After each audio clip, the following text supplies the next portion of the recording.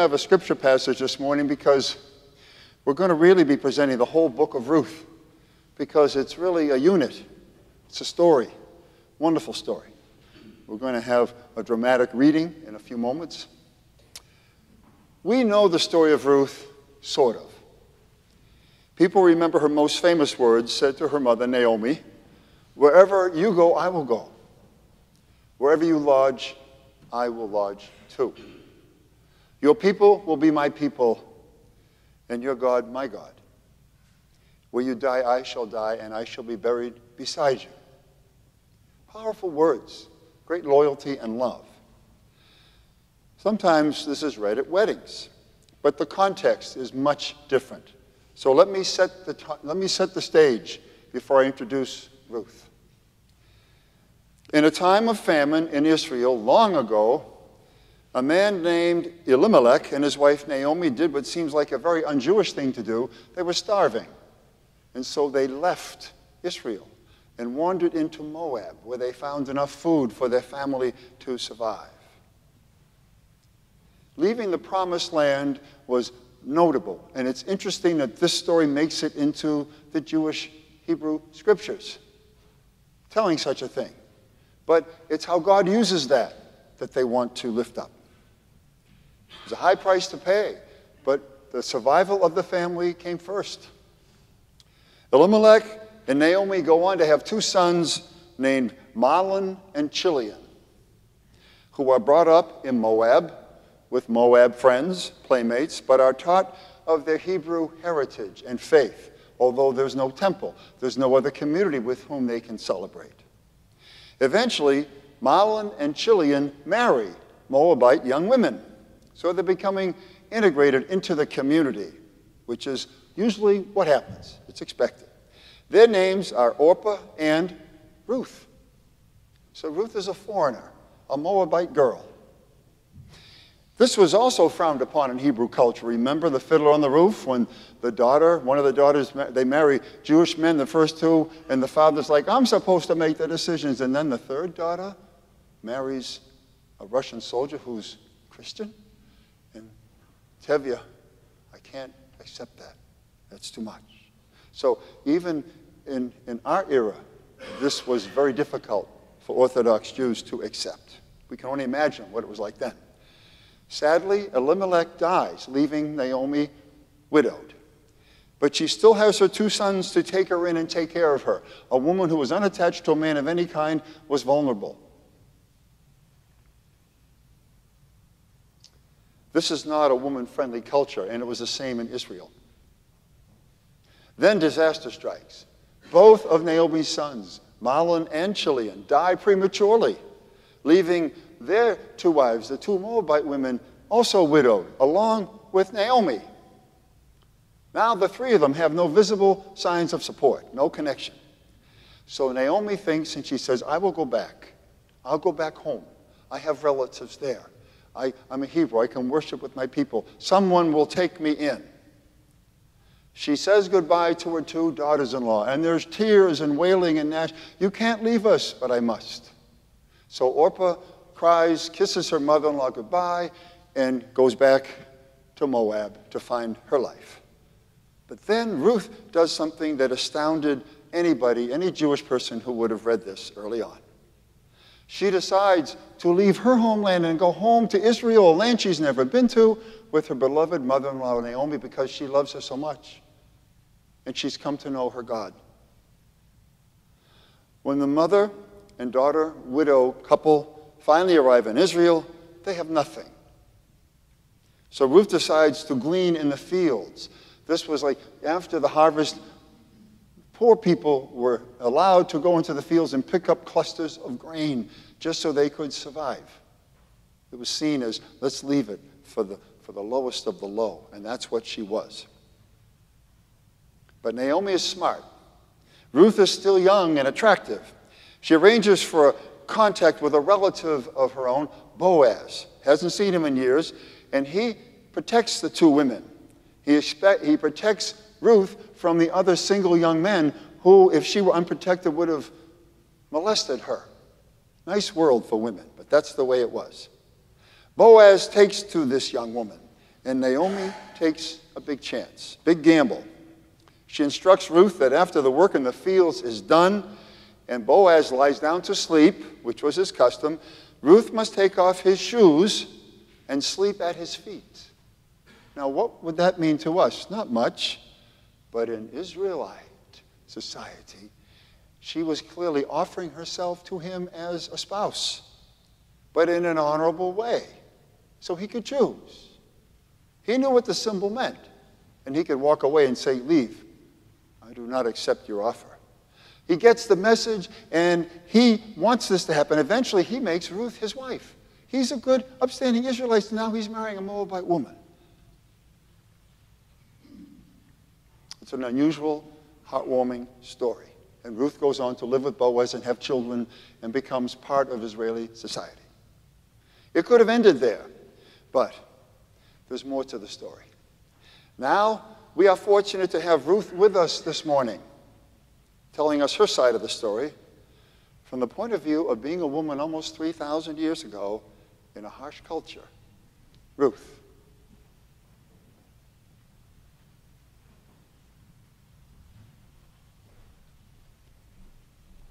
Just want to make sure this mic is okay.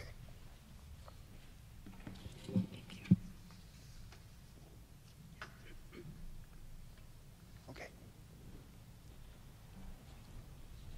Hidden in the alien corn, I wept. So this is what my life has become, I thought. The end of love, the end of dreams, the end of promise. Gleaning for what the reapers let drop or do not have the energy to pick up for themselves. Living off what others throw away. I straightened up for just a moment from the back-breaking work. The blonde wheat caught the rays of the early sun and glistened gold and pointed little arrows loaded with seeds weaving gently in the morning breeze. It was a sight to fill the heart with joy. It would be a rich harvest. Instead, tears blurred my vision, and all the gold became a liquid pain running down my face. I was a stranger among strangers in an alien, foreign land. I, who had been Ruth, the proud woman of Moab, Ruth the lovely, they called me at home. A prize catch for any man, my father said. But I have loved the Hebrew boy.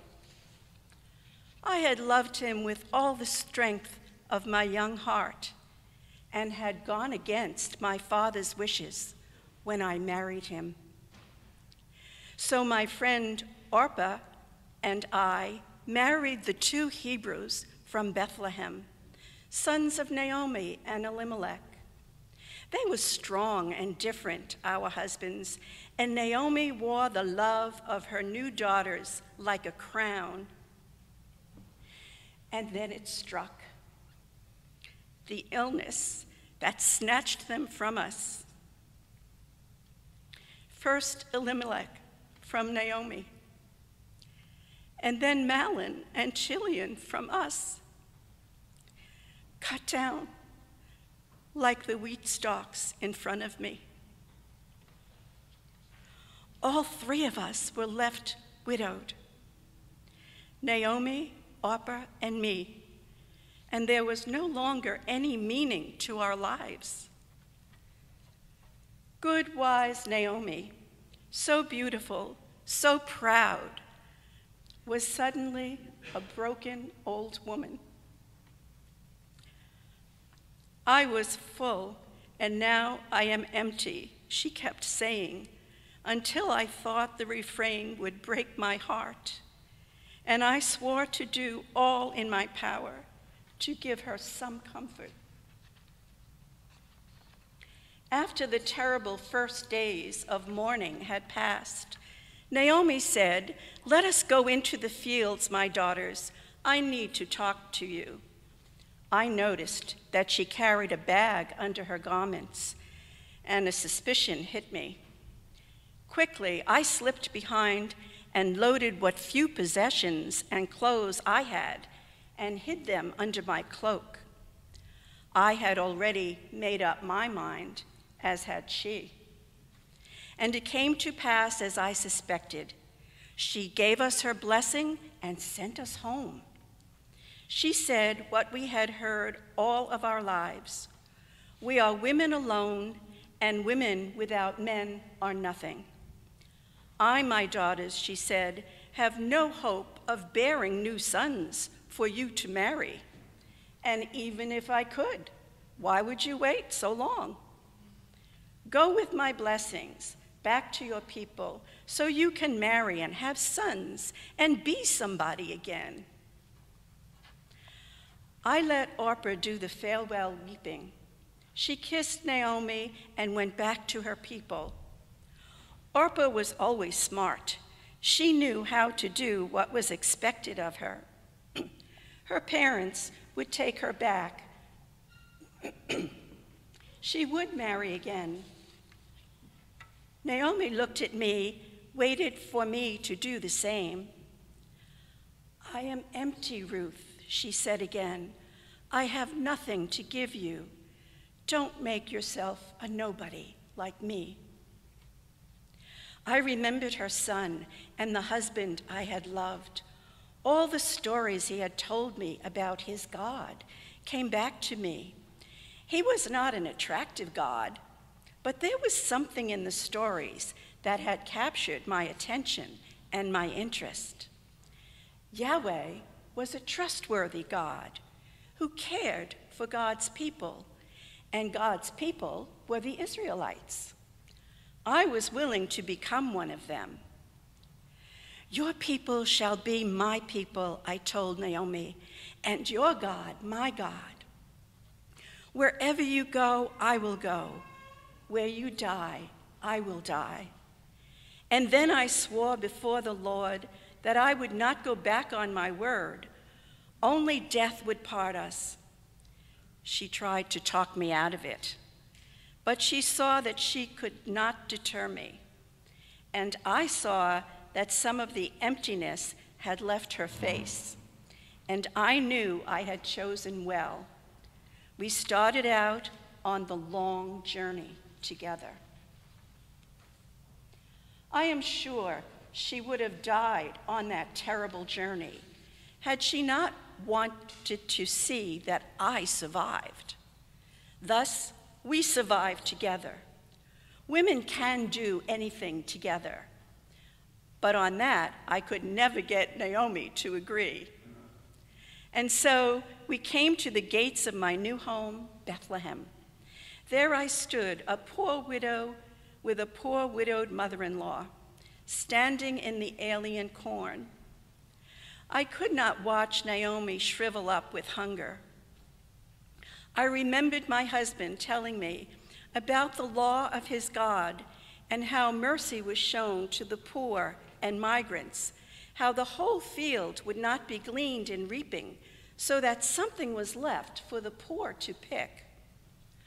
I too became one of the poor, frightened of my being a foreigner, scared of young men looking at me with more than just interest in their eyes, shy before the other maidens who followed the reapers.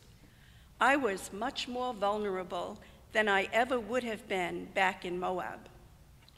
I stood there, sick for home, wondering why I had not gone back to my parents to live a normal life. With tears blurring my eyes, I prayed, "Oh God of my dead husband, God of Naomi, protector of the poor, protector of the widows and the stranger, save me from shame, keep me from despair, make me a comfort to Naomi." And I can tell you with all truthfulness that our God answered me. Boaz came to my rescue that day, a good, loving man whose kindness engulfed me from the very first time he saw me, as he told me later, sad and modest, following the reapers, gleaning his fields. It was Naomi who taught me how to follow the customs of this land and how to remind Boaz of his relationship to her. He could have rejected me or shamed me when, washed and anointed and in the bloom of my womanhood, I lay at his feet as he slept on the threshing floor. He stirred in the night and found me there, but did not shame me. What I never told him was the sheer terror that lay within me that night until he spoke in kindness to me. Generous in his heart, he agreed to protect me. And today, here I am, an honored wife with a beautiful son, with Naomi enjoying a graceful old age, and with a special knowledge in my heart. You want to know what it is? Good. I want to tell you myself that men so often misinterpret our God's commands. This God is not only the God of Israel, this God is the God of all who seek God. Otherwise, why should I be so blessed? I have already told you that the stories my first husband, Chilion, taught me back in Moab made me interested in the God of Israel. But I did not always find this God attractive. There was too much killing, too much revenge attributed to Adonai. There was fear and hatred of foreigners in those stories, and more revenge yet. But even though I listened carefully, I wondered about those stories. How can some of the orders of this strange God be true when his fine people, Naomi and Elimelech and their 2 sons, can show mercy to women of Moab and marry us and live in harmony? I wanted to find the answer, the truth for myself. I followed Naomi to this chosen land of the chosen people, and I learned what a poor woman had surmised in my heart. Men do not know all there is to know of God. For their own selfishness and arrogance and greed, they make war. And then they say, God told us to do it. But my heart knows a God who is merciful and just and not vindictive. Naomi's loyalty and Boaz's love taught me that the God of Israel is trustworthy and merciful to Israelites and to foreigners alike. We are all this God's chosen people when we are obedient. I leave you as my legacy this thought. Look how God answered my prayer and protected me and brought me to honor. And I am certain that God is not done with me yet. Only the Lord knows what honor my descendants will bring to my name and to God's. Thank you.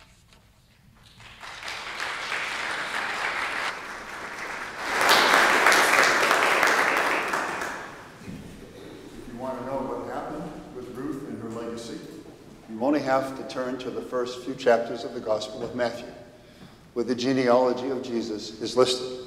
And you will find this: Salmon, the father of Boaz, by Rahab, and Boaz, the father of Obed, by Ruth, and Obed, the father of Jesse, and Jesse, the father of all people, King David. Ruth became the grandmother of the greatest king in the history of Israel, a Moabite. But there's more. We know at Christmas time we celebrate the fact that Joseph took Mary with child back to Bethlehem because he was for the house and lineage of David. So, If you read on, generation after generation, Jesus himself is part of Ruth's legacy, carrying her DNA. Now, isn't that wonderful? To think that if you look, we look at our genealogy and sometimes we say, I hope people don't know that. And other times, I'm so proud of this, you know. But here we have Jesus, and he has several characters in his background. But Ruth is one of the shining stars, and she's not a Hebrew. And I think God is telling us something. The common denominator here is not lineage, it is not ethnicity, not even one's religion, but one's faith, one's compassion, one's love. So may we too live out the spirit of this great foreign woman who never wrote a book or commanded a kingdom, but knew why she was born and lived it out.